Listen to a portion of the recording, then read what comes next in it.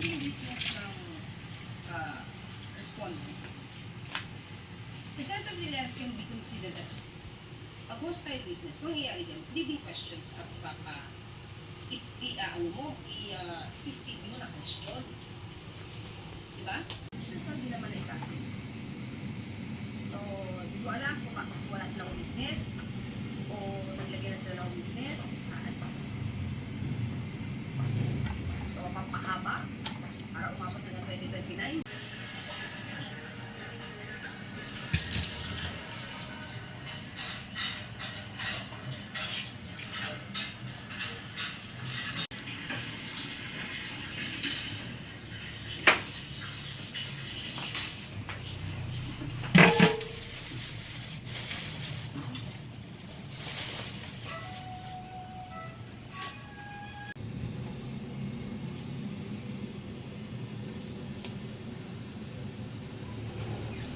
Yung may bukas na. Dapat tinapon mo na. Wala na yata laman.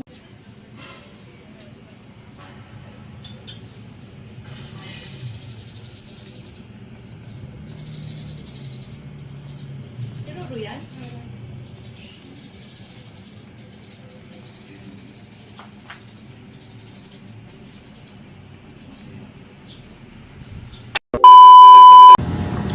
Okay guys, back to the vlog.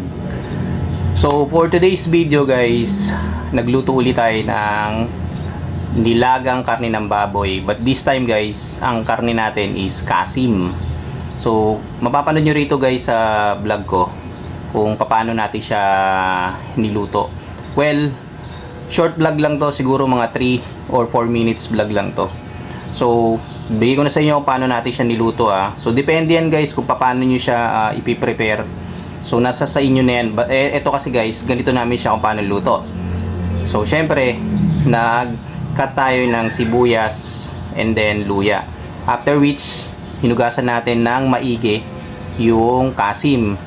Pagkatapos nun guys, inilagay natin siya sa kawali na merong tubig. And then along with yung sibuyas and then luya with paminta. So para maangang.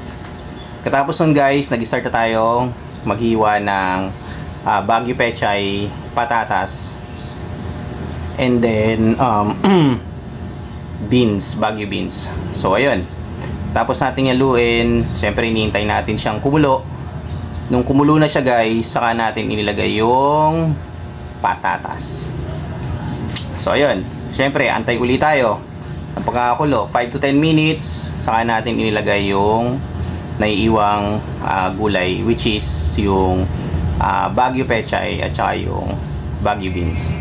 So yun lang guys, yun lang yung pinaka-rekado natin sa nilagang kasim ngayong araw na to. So hindi na natin siya nilagyan ng ng mais and then ng saging na saba. Maiba lang kasi no last time na nagluto tayo ng nilaga, buto-buto yun na may kasamang alaman. Nilagyan natin siya ng ng saging na saba, which is parang puchero type yung yung ginawa natin. But this time, nilaga lang siya na plain. So yun guys, so hindi ko na siya patatagalin. Honest review, honest rating. Syempre, luto natin yun. Luto namin ng wife ko yun. 10 out of 10. So hanggang sa susunod guys na food trip, Chibugan Travel Vlog.